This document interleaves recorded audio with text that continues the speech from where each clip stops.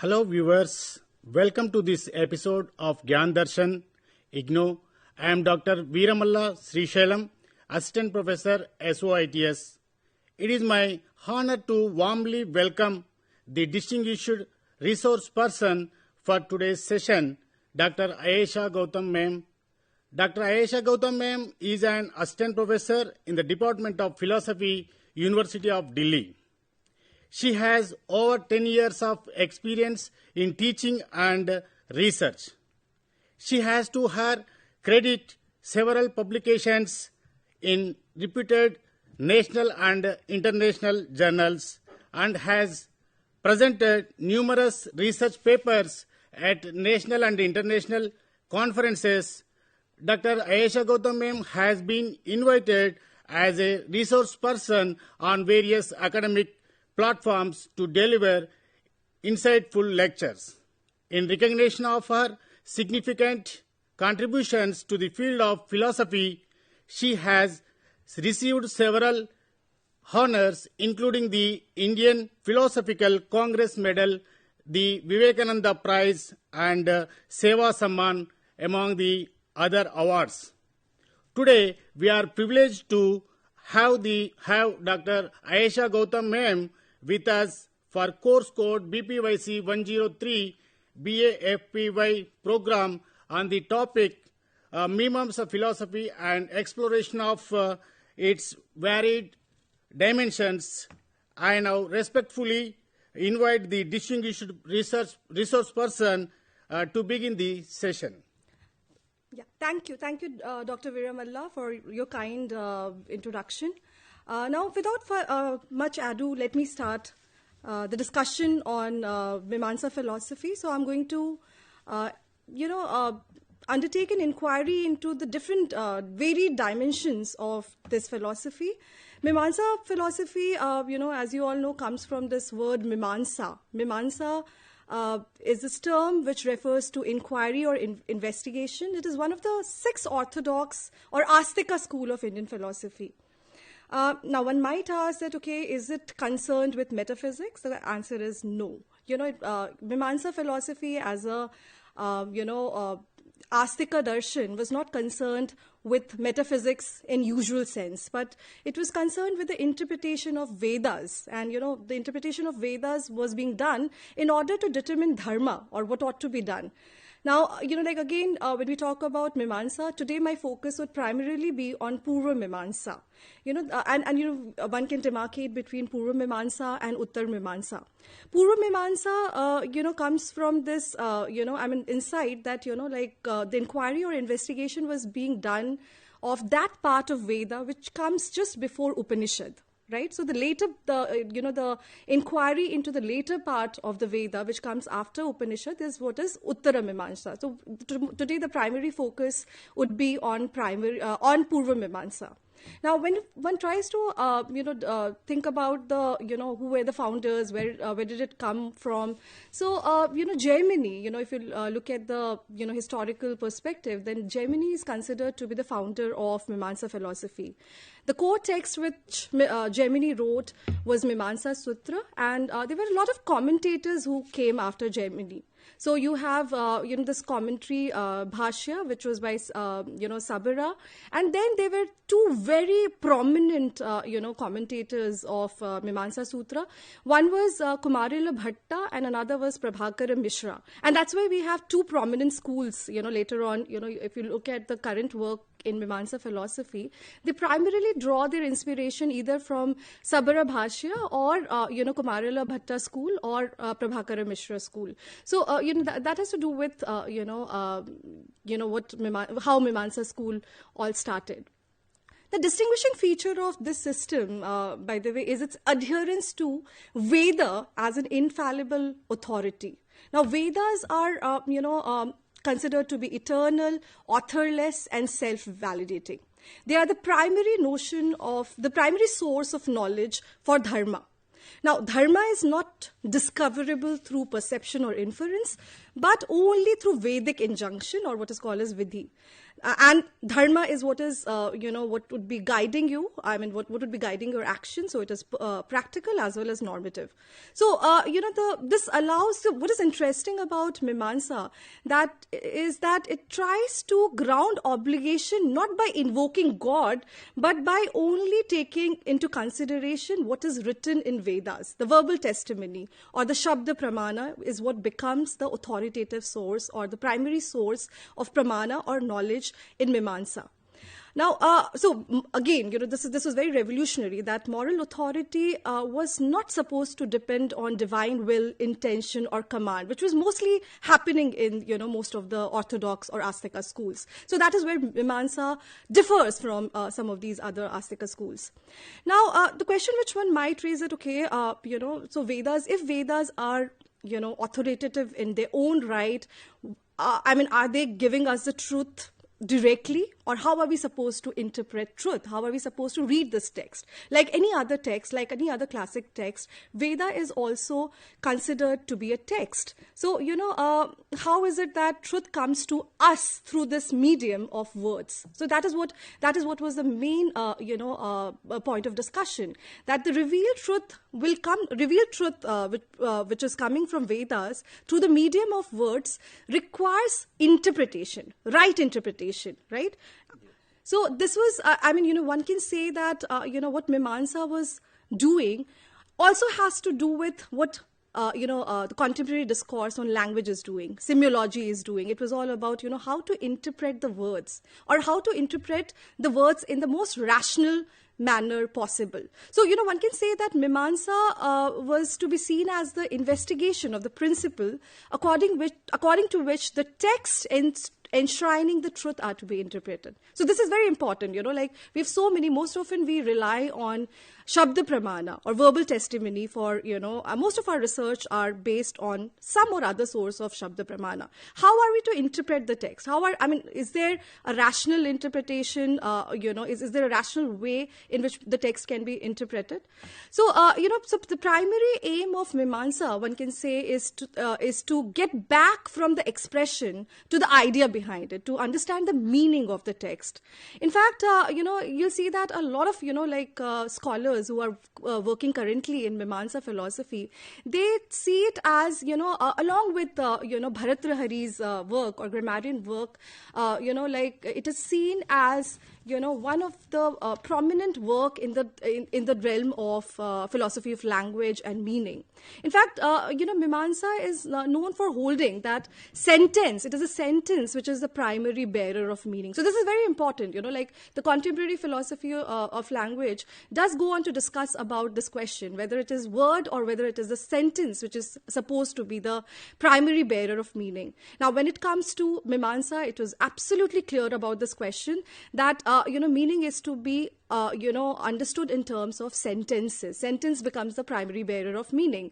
Meaning is, furthermore, meaning according to Mimamsa is fundamentally injunctive. Injunctions become very important because it's about dharma, the duties.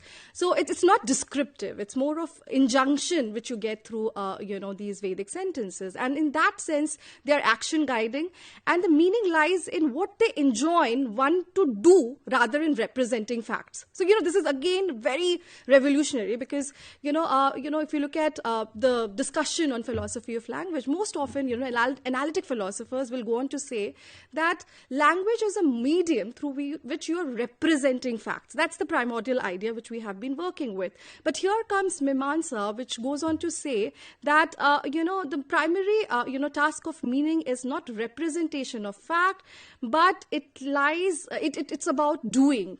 So it's about the practical aspect, how you can fulfill those practical functions. If meaning is not contributing in terms of that practical aspect, then better not to talk about that discourse. Now, another interesting thing which needs to be noted is that Mimamsa rejects the doctrine of Svota. As I said, if you look at the classic texts, if we talk about language, meaning and all of that, Bharatrahari was one of the prominent authority. So, but apart from Bharatrahari, as I said, Mimamsa is to be also looked into. Mimamsa's concept of language also becomes important. Mimamsa text, in fact, goes on to critique the Bharatrihari's conception of Sphota theory. So let me briefly tell you about the Sphota theory. Now, if you look at the Sphota theory, it would say that sounds are momentary and sequential, and meaning is grasped instantly. Meaning must belong to a unitary non-temporal, entity called Sphota. As opposed to this concept, Mimamsa would go on to say that the sphota, or something which is very spontaneous, or something which is grasped instantly, that is something metaphysically unnecessary, that is epistemically unverifiable. Meaning is not to be considered as something which bursts forth from an indivisible linguistic entity or sphota. It is in fact constructed through linguistic relation governed by rules. So, semiology seems to be playing a very important role in Mimamsa philosophy. It's talking about rules, it's talking about the relational aspect, and that relational aspect is what, leads to creation of meaning. So meaning, Mimamsa in fact goes on to explain sentence meaning via these three concepts. One is what is called as akansha, or syntactic expectancy. Then there is semantic compatibility, or yogyata, and proximity, sannidhi. Now, I'm sure a lot of you will be reminded of, Humean discourse, when Hume talks about, this concomitance, or, this compatibility or proximity or expectancy. So a lot of, not Western philosophy also goes on to talk, or Western philosophical discourse also goes on to talk about, meaning and language in this, in these terms. So, I mean, this is very revolutionary that, eons back, Mimamsa philosophy was talking about something which Western philosophers went on to speak about quite later. What through this rejection of Sphota theory, what Mimamsa philosophy goes on to ensure is that meaning becomes a rule governed, publicly accessible, repeatable across context. So this is very important. We need transparency, right? How to ensure transparency? Transparency can be ensured only and only your discourse is rule governed, it is publicly accessible and repeatable across context, rather than saying that it is something which should be constructed as something which burst forth just like that. So that's very interesting that, it appears that it's very orthodox, or, since it's classical, it might be having an orthodox attitude, but that doesn't seem to be the case. It is bringing in transparency by, talking about some of these notions. And in fact, you will see that there are some divergences in Bhatta school and Prabhakara school about, whether, it is sentence is secondary or it is word which is primary. But one thing which remains common in both the schools is that they reject the Sphota theory of Bharatrihari school. So that was a very major intervention when it comes to philosophy of language and meaning. Now, as I said, I'll take you through these different aspects or different dimensions of Mimamsa philosophy. So from language and meaning, now let me move to the concept of epistemology. But before moving on to this concept of epistemology, or the concept of knowledge, which we come across in Mimamsa philosophy, let me briefly, because you cannot talk about knowledge without talking about self or Atman in Mimamsa philosophy. So it's important to understand the concept of Atma, which Mimamsa philosophy was working with. Mimamsa, we know that there are some philosophical schools who deny the concept of self, we know, right? There's this concept of no self, which, we come across in a lot of Indian philosophical schools. As opposed to them, Mimamsa is not denying the self or Atma, but it treats it as a strictly functional and epistemic manner, subordinating metaphysical speculation to its primary concern. What was the primary concern? To understand dharma and ritual action.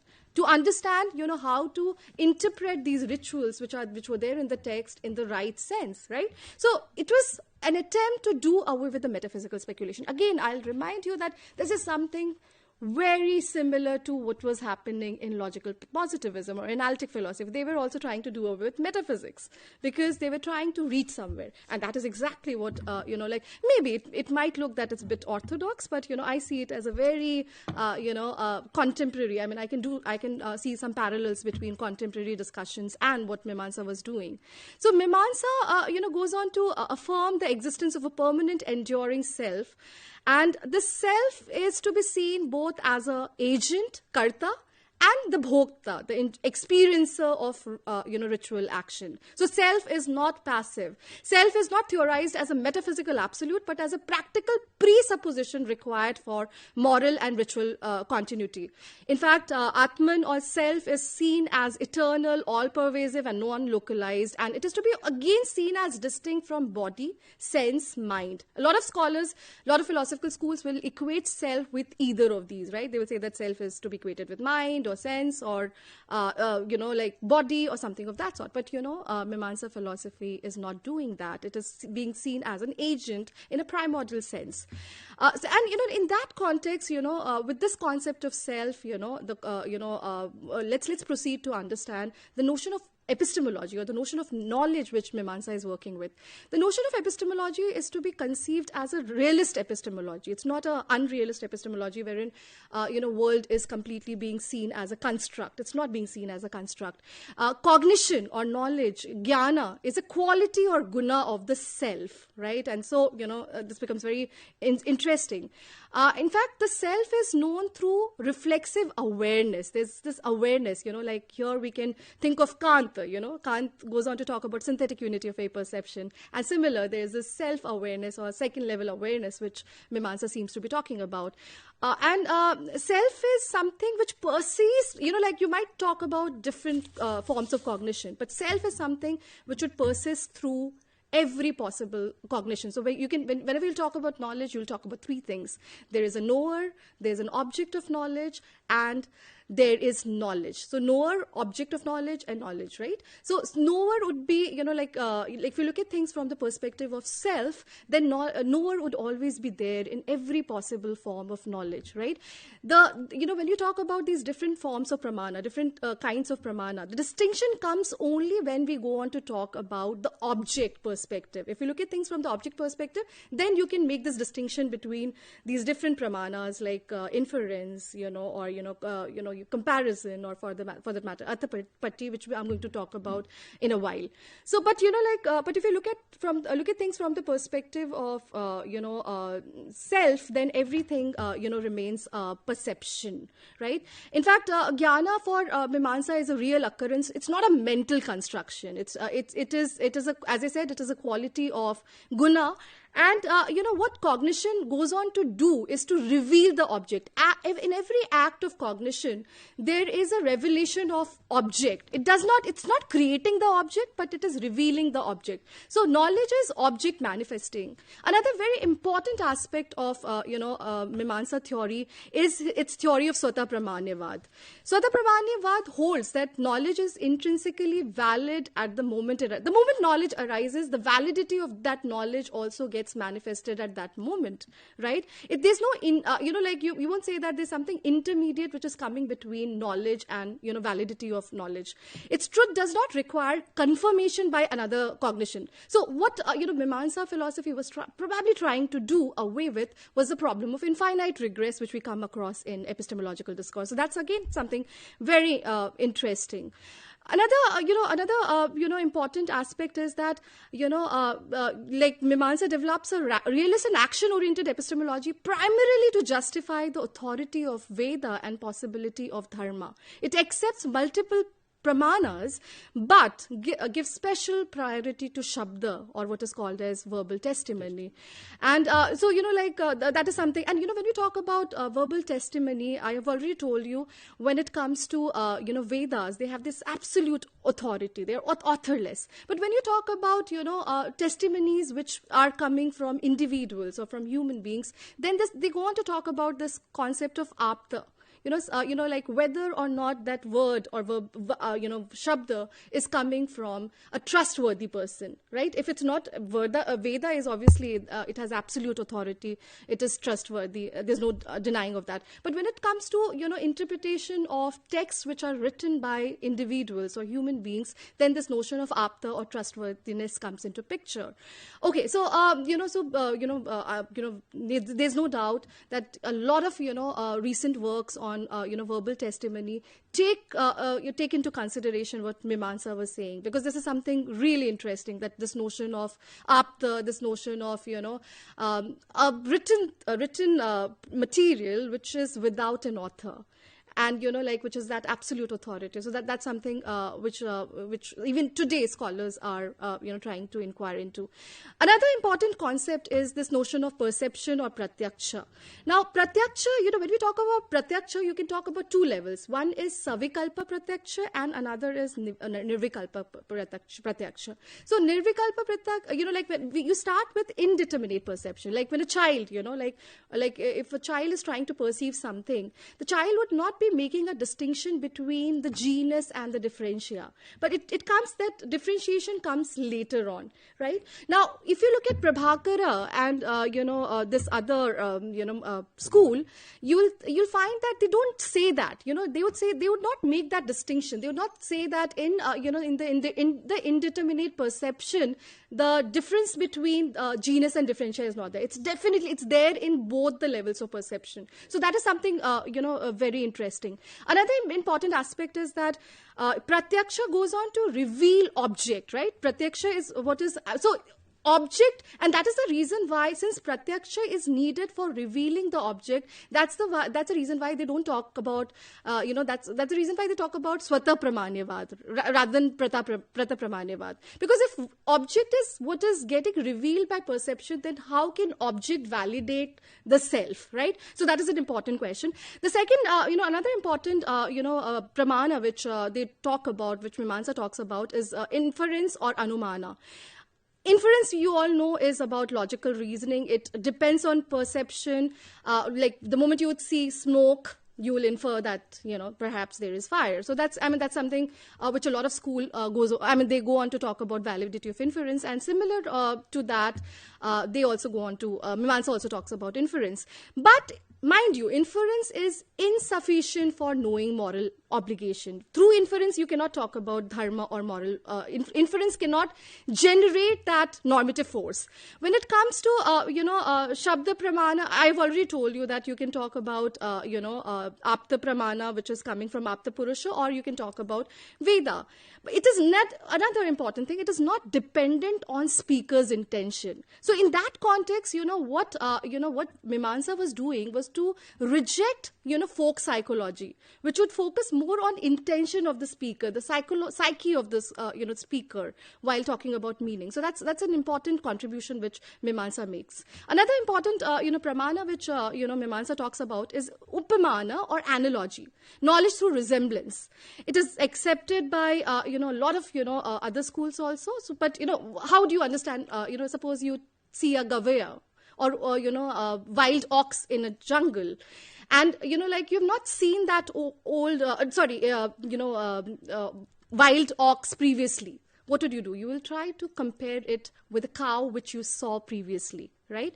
And then you'd say that, okay, this animal which I'm seeing is similar to the cow which I saw. So this is not, some people may say that, it's perceptual knowledge which is involved. No, but it's not perceptual knowledge, because you never saw a wild ox prior to that. That was the first time, you were seeing that gavaya, right? So it's clearly a upamana or comparison which works. Another very interesting pramana which Mimamsa talks about is arthapatti or presumption. It's strongly defended by Mimamsa. It's knowledge inferred to resolve. Suppose it's a knowledge which is used to resolve the contradiction. Let's try to understand quickly. Suppose there's this person Devadatta, who has been growing fat, but nobody has seen him eating in the daytime. So what is it that you postulate? The presumption is that the person must be eating at night, and that's why the person is getting fat. Then another interesting, this is something peculiar of Mimamsa philosophy. There notion of anupalabdhi or knowledge of absence. So they talk about pramana, this pramana as a distinct pramana, and this is something which nobody does, right? Talking about absence, knowledge of absence coming from a distinct pramana. And another important thing, another aspect of Mimamsa philosophy which needs to be spoken is this concept of error. The theory of error which Mimamsa philosophy talks about is what is called as Atmakhyati theory. It's not Atmakhyati, sorry. It's Akhyati theory of, Akhyati theory of error is what it talks about. So every cognition is valid by itself. So the question is, what is the source of error or illusion which verily happens in our day-to-day life? So they would say that the error comes only when there is something, at that moment when you're trying to cognize something, at that moment you cannot talk about error. Error arises only when you discover that you have a faulty, faculty, or you discover that there's a contradictory information which has come to your light. So, as opposed to, some other theories of, error, Akhyativad is what, there's this very famous example of shell silver illusion. You might be seeing a shell and you may think that it is silver which is in front of you. So what is the reason for, this error? Anyways, I think, I would like to conclude because of paucity of time. But let me quickly tell you that, when it comes to Mimamsa philosophy, it is definitely an orthodox school in some sense. Orthodox in the sense that, yes, it's an Astika school, but the interesting thing is that it doesn't require God to explain world, morality, or liberation.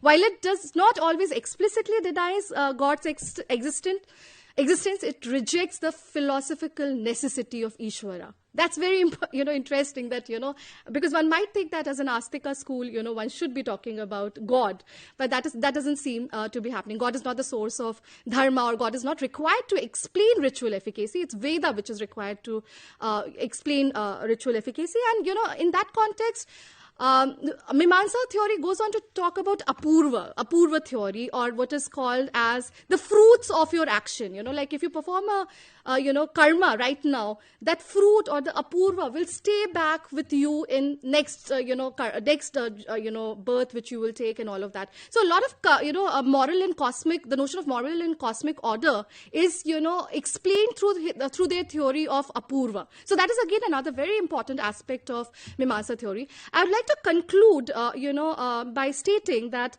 Mimamsa definitely is to be revisited. It's a rigorous philosophy of normativity, though it is grounded in Vedic injunction rather than metaphysics. It looks very scientific in terms of, as I said, public accessibility, its transparency, rule-governed framework, and all of that. It establishes dharma as an action guiding obligation, not speculative knowledge. It develops a very sophisticated theory of language, meaning, and interpretation, and something which was different from what grammarians were doing or what Bhartrahari was doing. Another important aspect that it goes on to talk about Swata Pramanyavad, or the validity of knowledge, epistemic realism. A parallel can be drawn between the contemporary discourse on epistemic realism and how Mimamsa talks about realism. It explains moral causation through karma and apurva without divine agency, another important aspect. And it has influenced later Indian philosophy, Dharma Shastra, legal hermeneutics, and contemporary discourses on rule-based normativity. Mimamsa philosophy thus remains a foundational system for understanding duty, authority, and action in Indian philosophy. Thank you. Thank you for your kind attention. And these are some of the references which I have used. Thank you. Thank you. With this, we come to the end of today's session on Mimamsa philosophy and exploration of its varied dimensions. I sincerely thank you, Dr. Ayesha Gautam ma'am, for delivering such an insightful and enriching lecture. This lecture has been immensely beneficial for learners.